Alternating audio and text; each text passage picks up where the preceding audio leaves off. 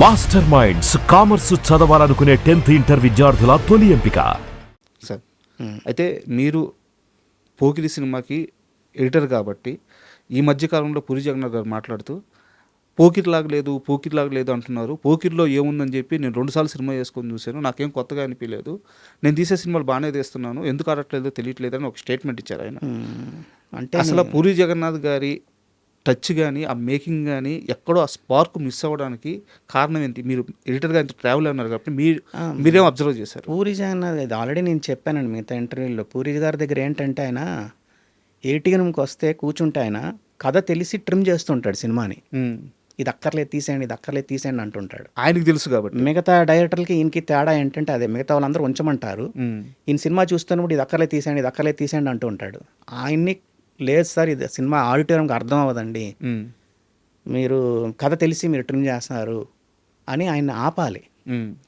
అది మరి నాకు తెలిసి ఒకవేళ వీళ్ళు ఆపట్లేదేమో అని నా ఫీలింగ్. కొత్త ఎడిటర్లు అంటే మేబీ నేను చెప్పడం తప్పు అవ్వచ్చు, ఓకే, నాకు తెలియకంటే మాట్లాడకూడదు.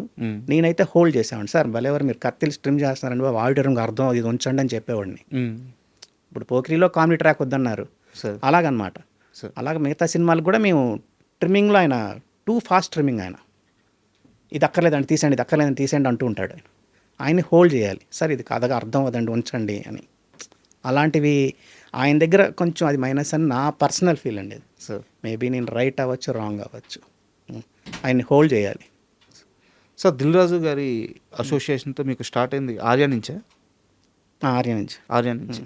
ఆర్యాలో హీరో క్యారెక్టరైజేషన్ చాలా అప్పటి వరకు కొత్తగా ఉంటుంది. మీరు ఆ సినిమా చూసిన తర్వాత ఎడిటింగ్ రషెస్ చూసి ఎడిటింగ్ స్టార్ట్ చేసే ముందు కానీ లేదా చేసే క్రమంలో కానీ ఈ డైరెక్టర్ ఎవరో మామూలుడు కాదు అనే ఒక ఫీల్ ఎప్పుడన్నా కలిగిందా మీకు? చెప్పాం మేము. నాకు ఆర్యా ఫస్ట్ షెడ్యూల్ తర్వాత ఆపారు సినిమా వాళ్ళు. ఓకే, ఎక్కువ కన్ఫ్యూజన్గా వెళ్తుంది అటా ఇటా, ఏంటి అసలు బాగుందా బాగాలేదా అంటే, నేను సినిమా చూసి నాకైతే నేను చాలా స్ట్రాంగ్గా చెప్పా, చాలా బాగా చేసినట్టు సార్, చాలా బాగుంది సార్ సినిమా అన్న, పెద్ద హిట్ అవుద్దండి అని అన్న. అవి ఉంటాయండి. ఆయన దిల్ రాజు గారిది, ఆయన కూడా సురేష్ బాబు వల్ల చాలా ఓపెన్గా తీసుకుంటారు. ఆయన పన్నీ వాసు చాలా చాలా ఓపెన్గా తీసుకుంటారు. మనం ఏం చెప్పినా హర్ట్ అవ్వరు, నవ్వుతారు, ఎందుకు అని అంటారు, కూర్చోబెడతారు, మాట్లాడతారు, డిస్కస్ చేస్తారు, అవి ఉంటాయి. ఆర్యాకి మేము డే వన్నే అన్నాం, సినిమా చూసిన తర్వాత చాలా బాగా అనిపించింది నాకు, చాలా మోడర్న్గా అనిపించింది. కాబట్టి మేము చాలా స్ట్రాంగ్గా బిలీవ్ చేసాం ఆ సినిమా ఆడద్దని. సూపర్. అయితే నాకు ఇంకో డౌట్ వచ్చేసి మన భద్రా సినిమా గురించి సార్. ఒక పరిపూర్ణమైన స్క్రిప్ట్ అనిపిస్తుంది నాకు భద్రా సినిమా చూస్తే. ఆ లవ్ స్టోరీ కానీ, ఆ యాక్షన్ కానీ, ఆ హీరో క్యారెక్టరేషన్ కానీ, బోయపాటి లాంటి ఒక కొత్త దర్శకుడు మీ దగ్గరికి వచ్చి ఆ కథ చెప్పి లేదా ఆ సినిమా తీసి మీకు ఇచ్చినప్పుడు ఆ సెన్సిబిలిటీ గురించి, అంటే అంత సెన్సిబిలిటీ నేను బోయపాటి గారు మాస్ చూశాను కానీ భద్రా కాస్త పక్కకు ఉంటుంది ఆయన సినిమాల్లో. భద్రా సినిమాతో మీ ఎక్స్పీరియన్స్ చెప్తారా? బాగానే, మాకేమి మేము సరదాగానే చేసామండి ఆ సినిమా. కొన్ని సీన్లు, ఇంపార్టెంట్ సీన్లు కొన్ని కావాలనుకున్నారు, అది మేము అక్కర్లేదని మేము డిస్కస్ చేసి తీసేసాం క్లైమాక్స్లో. ఓకే, హీరో వచ్చి వార్నింగ్ ఇచ్చే సీన్ ఉంటుంది విలన్కి, అది ఇక్కడే వార్నింగ్ ఇచ్చేస్తే క్లైమాక్స్ పండదని చెప్పి తీసేసాం. అలాంటివన్నీ వింటారు. ఎందుకు మేము ప్రాపర్గా మేము చెప్పిన దానికి ప్రాపర్గా రీజన్ ఇవ్వాలి. ఆ రీజన్ ఇవ్వకపోతే మేము ఊరికనే బాగాలేదని చెప్పకూడదు కదా. దీనివల్ల ఇదండి అని చెప్పి రీజన్ ఇచ్చామనుకోండి, వింటారు. అంతే అండి. అది ఆ సినిమా, అన్ని సినిమాలకి డిస్కషన్ అనేది ఉంటుంది ఎడిటింగ్ రూమ్లో, ఎందుకు ఏంటి అనేది ఉంటుంది. ఆ డిస్కషన్ ప్రాపర్ మేము ఏదో సినిమా జనరల్గా బాగాలేదని చెప్పాం, సార్ దీనివల్ల ఇది బాగాలేదండి రీజన్ చెప్తాం. ఆ రీజన్కి వాళ్ళ దగ్గర ఆన్సర్ ఉంటే ఓకే, ఆన్సర్ లేకపోతే మా మాట వింటారు సార్. ఇలా అయితే మీరు డిస్కషన్ అన్నారు కాబట్టి ఒక క్వశ్చన్ సార్. మాతాంకే వెంకటేష్ గారి దగ్గర ఒక నోట్స్ ఉంది. ఆ నోట్స్ను కానీ కొన్ని వందల సినిమాలకు సంబంధించిన నోట్స్, అది ఆ నోట్స్ను కానీ బుక్గా తీసుకొస్తే ఇండస్ట్రీలో చాలామంది అది క్యూట్ మూమెంట్స్ కావచ్చు, ఆర్గ్యుమెంట్స్ కావచ్చు, చాలా సినిమాలకు సంబంధించిన బ్యాక్ స్టోరీస్ అది బుక్గా వస్తే అద్భుతంగా ఉంటుందని చెప్పారు. ఎందుకు మీరు దాన్ని బుక్గా తీసుకురావట్లేదు? అంటే నాకు మురళీమోహన్ గారు నేను అసిస్టెంట్గా ఉన్నప్పుడు ఆయన చెప్పాడు, నేను నావల్ ఎక్కువ చదివేవాడిని, ఇంగ్లీష్ నావల్స్ చదివేటప్పుడు ఆయన అన్నాడు, వెంకటేష్ ఒక్క సినిమా, ప్రతి సినిమాకి ఎడిటర్ అయిన తర్వాత ఆయన కలిసినప్పుడు నాకు ఏం చెప్పారు, మురళీమోహన్ గారు చెప్పారు, ఒక సినిమా గురించి నువ్వు చేసే సినిమాకి ఒక పేజ్ రాయి, నువ్వు ఏం జరిగిందో రాసి పెట్టుకో, అది నీకు ఫ్యూచర్లో పనికి వస్తుంది, నీ తప్పులు కరెక్ట్ చేసుకోవడానికి, లేకపోతే నువ్వు రెక్టిఫై చేసుకోవడానికి ఏదైనా సరే నీకు అది పనికి వస్తుందని అన్నారు. అందుకు మేము ఫ్రాంక్గా రిలీజ్ తర్వాత మన ఒపీనియన్ మారిపోవచ్చు సినిమా పైన. సార్ ఫస్ట్లో మనకు సినిమా నచ్చకపోవచ్చు, రిలీజ్ తర్వాత అందరూ బాగుందంటే మనం బాగుంది అనొచ్చు. అలా మారుతుంది కాబట్టి రిలీజ్కి ముందే మేము ఒక పేజ్ రాసేసుకుంటాం. ఆ సినిమాకి జరిగిన గొడవలు, డైరెక్టర్కి నాకు జరిగిన గొడవలు, లేకపోతే డైరెక్టర్ నన్ను మెచ్చుకున్నది, లేకపోతే మేము డైరెక్టర్ గారిని తిట్టింది, లేకపోతే ప్రొడ్యూసర్కి డైరెక్టర్కి జరిగిన గొడవలు కానీ ఒక పేజ్ రాస్తాం. ఆ సినిమాకి జరిగిన ట్రావెల్, సినిమాని మేము ఏమనుకుంటున్నాం, హిట్ అవుద్ది అనుకుంటున్నామా, ఫ్లాప్ అవుద్ది అనుకున్నామా, చూసినట్టు ఏమనుకున్నాం సార్ అనేది ఒక పేజ్ రాస్తాం. రాసి పెట్టుకుంటాను నేను. అదే సార్ చాలా హిట్ సినిమాలకు సంబంధించి ఉందంట. ఉంటుంది, అన్ని సినిమాలకు ఉంటుంది. దాంట్లో జరిగిన గొడవలు, ఇప్పుడు తొలి ప్రేమకి జరిగిన గొడవలు చేసినప్పుడు గొడవలేం కాదు, మాకందరికి సినిమా నచ్చింది. కొంతమందికి మేము సినిమా వేసాం, వేస్తే అందరూ 90% వాళ్ళు పడుకున్నారు సినిమాలో.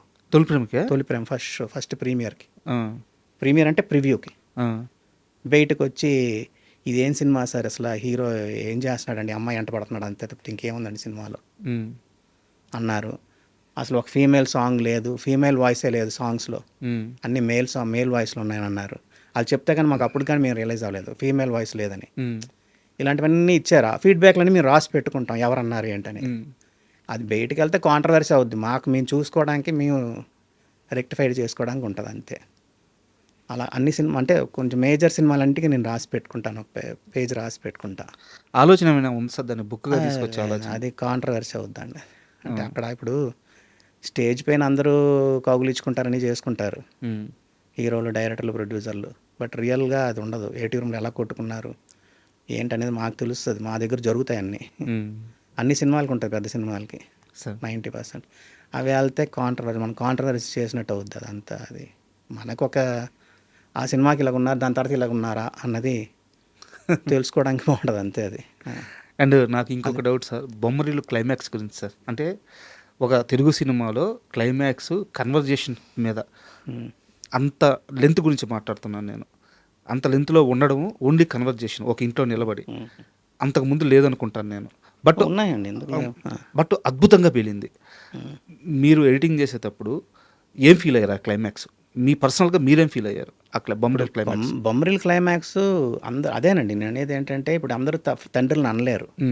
తండ్రిని అనడం అనేది, పాయింట్అవుట్ చేయడం అనేది, తండ్రి మంచోడే అవును, బట్ తండ్రిని క్వశ్చన్ చేయడం అనేది ఉంటారు చూసారా, అందరూ చేయలేరు. అది సినిమాలో వచ్చేసరికి నేను ఇందాక అన్నాను కదా ఫస్ట్లో, ఎగ్జైట్ ఆడిటోరియంకి ఏది అనుకుంటున్నారో అది చెప్పామనుకోండి హై అవుద్ది. కరెక్ట్.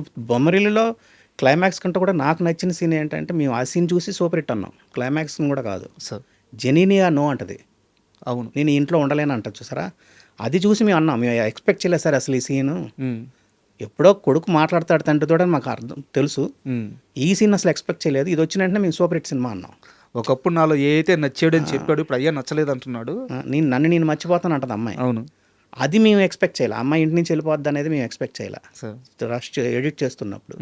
అది చూసిన వెంటనే సార్ ఇది చాలా బాగుంది సార్, ఇది పెద్ద హిట్ సార్ సినిమా అన్నాం.